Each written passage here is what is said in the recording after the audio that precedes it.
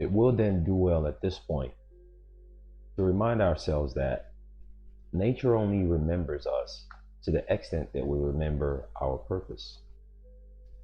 Nature is just a program that is meant to mimic you. Every other life form that comes out of nature, whether they take up physical mass, meaning they're observable, or whether they don't take up physical mass, they have the similitude of nature, which is as simple as reciprocity. Nature only remembers you to the extent and degree to which you remember your purpose. Things will not be brought to your life if you don't do things purposefully. And even if things are brought to your life that benefits you, you will not have the level of awareness to take that opportunity and accept it when it appears or approaches you. But you may see it in retrospect and go, oh, I could have done that, because it's in the programming of nature. Nature only remembers you to the extent of your awareness of your purpose. That's where theological texts in Islam, they tell you, keep the remembrance of Allah in your heart. And theological texts before that point of Islam, known as Christianity, they would always tell you, always keep the Lord in your heart. Always remember your Lord thy God.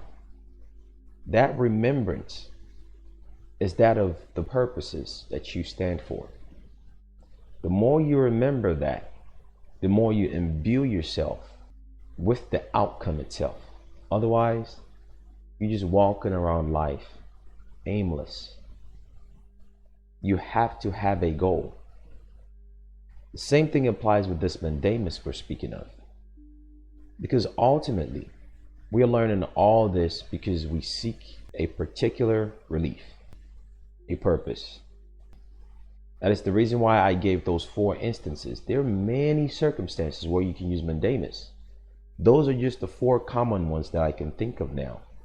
Any given issue in life where anyone who purport to be acting in a public capacity or official capacity or through any entity that wants to then take advantage of you one way or another, or that have been doing so to your detriment, so long as it violates your own sovereign immunity, called the Bill of Rights, which is just the preservation and reiteration of what is substantive in you, then a mandamus is usable. Always have that remembrance in your mind that a mandamus is just but a tool to enforce your purpose. And in doing so, you must realize that there are 3 different types of mandamus. And those 3 different types of, the majority of people who are ill are not laying in bed in hospitals. They're walking around you every day. They look pretty, they look handsome, they look normal, they dress sharp, they talk smart. They're ill. The first notice is you saying, alternatively, instead of me suing you, I know you screwed up, you know you screwed up, let's fix this. That's the purpose of the first notice. The purpose of the second notice is to say, look, since you failed to show cause to that first reason why we shouldn't fix this privately.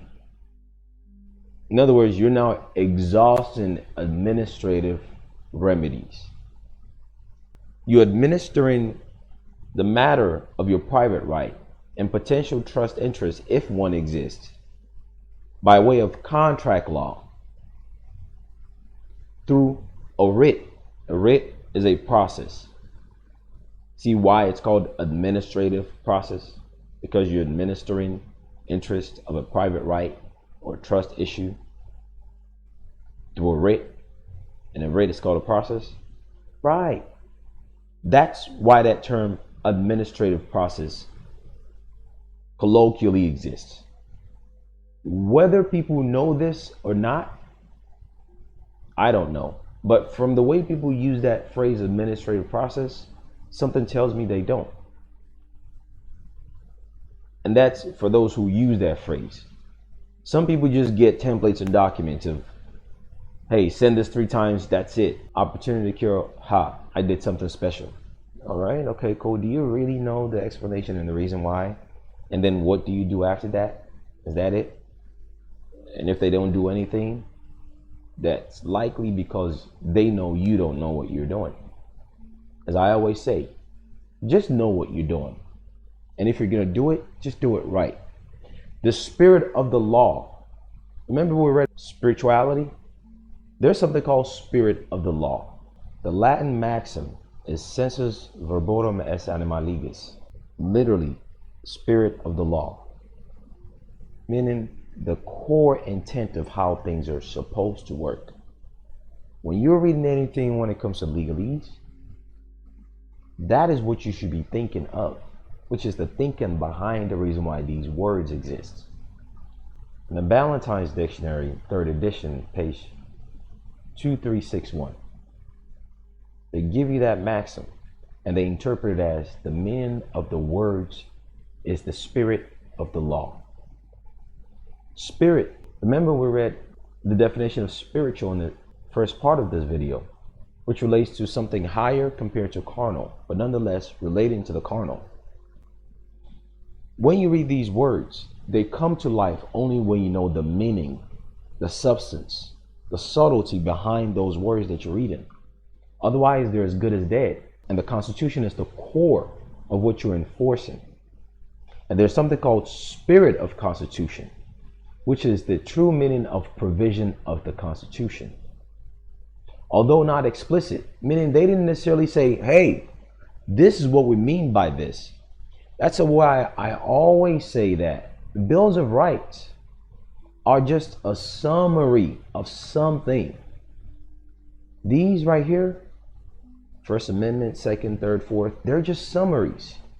But there's a spirit behind these summaries, which page 2448 of 3rd edition of Ballantyne's tell you. The true meaning of a provision of the Constitution. Although not explicit, meaning it's not written down like this that you're clearly looking at it. For instance, the First Amendment. The right to association is in the First Amendment, even though the First Amendment did not explicitly use the term association. But the spirit of the right to association is embedded into it, which you see from the one that I put in the website. And on the other hand, you're binding them that, okay, since you're violating this, not only do I reserve the right to bring tort claims, which is another enforceable thing. Remember, we've read, Mandamus does not preclude you or prevent you from bringing other type of actions. Keep that in mind. Besides that, wait a minute here. This is maladministration. This is treason. At least in the situation that I used it, that's on the website, it wholly applies. It might for yours too. Clarity is the mother of all truths. And the subtle substance behind things is what makes it work. The spirit of the law. If none of those things exist in your reality, then there is no way you can constantly be in remembrance of what the desired outcome is. And there is no way that if you don't be in the constant remembrance of the desired outcome, that nature will identify you that, oh, there goes one of mine that I need to now drop this care package to, which is the success, which is the joy, which is the relief, which is the forward motion in any given portion of life. To hell with this black and white stuff, just any other part of life. That's the basic principle of how this programmed algorithm called nature and reality simply works. It's a very basic equation once you really get it. And it doesn't take a genius to get it. United States. In the administrative law context in the United States, don't people call mandamus administrative process? Right. In the administrative law context of the United States, just so you know, mandamus, you can have the express trust speak or not. If you will notice, because the mandamus on the website will come in with instructions, you will get several people to sign it. That's the power of we the people. That's the spirit of law behind that third notice called continuous mandamus in the interest of the general public. See? In the administrative law context of the United States, the administrative law here is now you administering trust, you administering contract, you administrating public interest, you enforcing private right of action. You have the power to do all that through just this one tool called mandamus, sent 3 times with notice, and then you snitch to the appropriate parties and set things up in the chess pieces. Sit back and see how it works. See how they buck dance.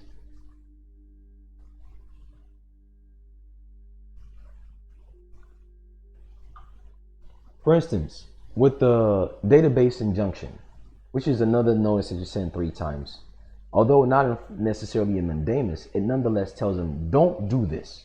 But if you fuck around and do so, you get your ass handed to you, because I have this way and I know this that way, and stay in your place. When I did that database injunction, I got about 20 something pieces of letters from these entities buck dancing, saying, hey, look, we know you sent this, but we're not doing this and we're not guilty. But yeah, our bad. Sorry, okay? And look, just don't sue us, all right? Next thing I knew, I cross-referenced certain things. I realized they removed all those private informations. That's what they did also when I did the mandamus. They sent me a bunch of letters of unnecessary extracurricular activity. And guess what happened right after that? They released the woman who was guilty. Already convicted of being guilty. That was supposed to spend a few years in the county jail. They released her. And the amazing part was they released her and I didn't even know about it.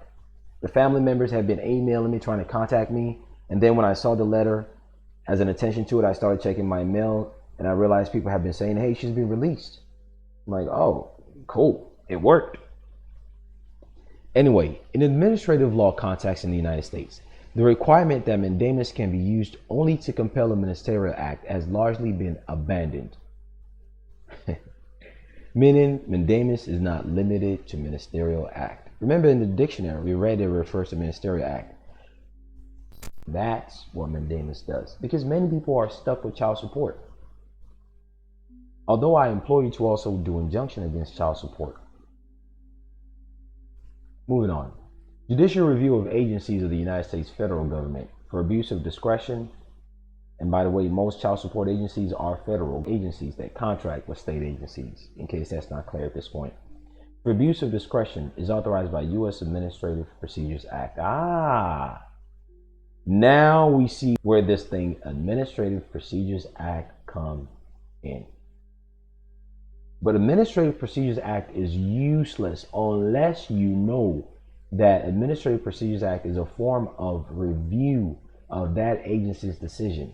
But that would not trigger if you don't know that the medium to which you would do the Administrative Procedures Act is this thing called mandamus, through very particularized spirit of law invoked with each notice.